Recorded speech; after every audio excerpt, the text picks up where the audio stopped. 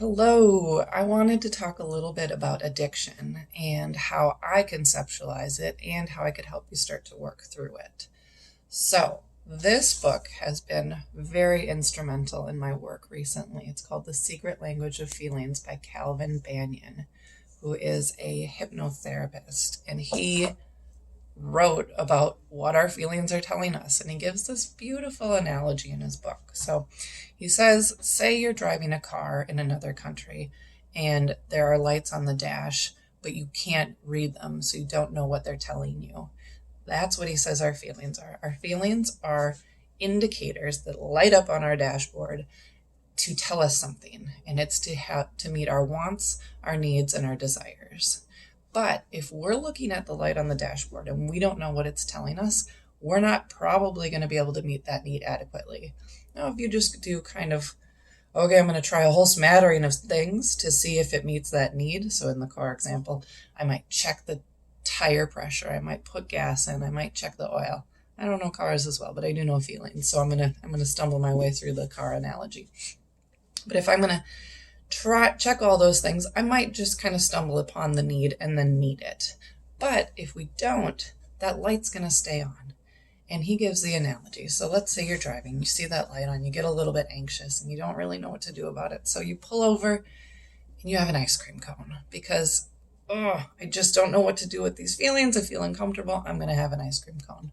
You notice you feel a little calmer. You might get back in the car. The light might not be on because you turned it off and turn it back on again. And you're good to go until the light comes on again. Or until your tension with the light being on increases to the point that you actually want to do something about it. So let's say that happens again and you realize, oh, last time I had that ice cream cone, it made me feel a little better. I'm going to do that. Now you've got this habit. I mean, in theory, right? It's a little more complicated than that, but let's say that's how easy it is. So now you've got this ice cream habit, which you might need to deal with before you can figure out how to meet the need of the light. Now, I would say you could probably deal with them concurrently, but both are going to need to be dealt with at a certain point. So addiction can be viewed as a management strategy. And if I just get this tension, this anxiety, this trigger, and I do it, and I do the addictive behavior, it deals with the anxiety or the tension or the discomfort temporarily, but it doesn't actually address what the light is indicating. And so in this work, we are going to remove the management strategy, which is stopping something from happening, and it allows something new to happen. And what I like about this book is that it breaks down what are our feelings telling us? So just like some basic ones, but anger is a response to something not being fair. So if you're actually faced with a situation, one of the first steps you can do when you're feeling angry is identify it and then figure out, is the situation actually not unfair? Or is the situation actually unfair? And if it isn't, then that might just deal with the feelings of the anger right away. Now, if it is, it's indicating that it's your responsibility to make it fair, either by setting a boundary or by forgiving the person or the situation that caused something to be unfair.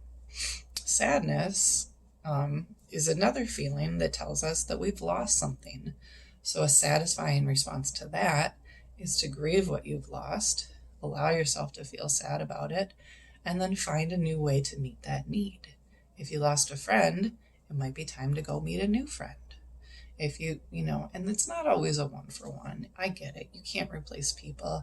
But also, the final answer isn't always just ultimate sadness forever. Like, there is agency in our lives where we can do something with these feelings to meet that need so that we're not constantly in a state of sadness. So in this work, I help figure out what are those management strategies that are just kind of looped and stuck. What are the feelings underneath? And if it's trauma or some pain, how do we actually get at that and heal that? Which could involve somatic experiencing, working through the trauma, releasing the survival energy, or it could be some type of reparenting from a wound that happened when you were much younger. So that's the basic kind of outline as to how I conceptualize addiction and the work that we do on that. I also want to say, you don't have to have a diagnosable addiction in order for this work to be effective. If you have a certain habit or a certain behavior that's just kind of getting in the way of the life that you want to lead, that is a perfect thing to address in therapy, because you are not at the level where you need inpatient intervention and people in your life telling you, you have a problem, you have to stop now. But you're indicating, okay, there's something about what I'm doing that's just not authentic with who I am. Let's help get that on track so you can live the life you want to live. Reach out today. I'd be happy to talk it through.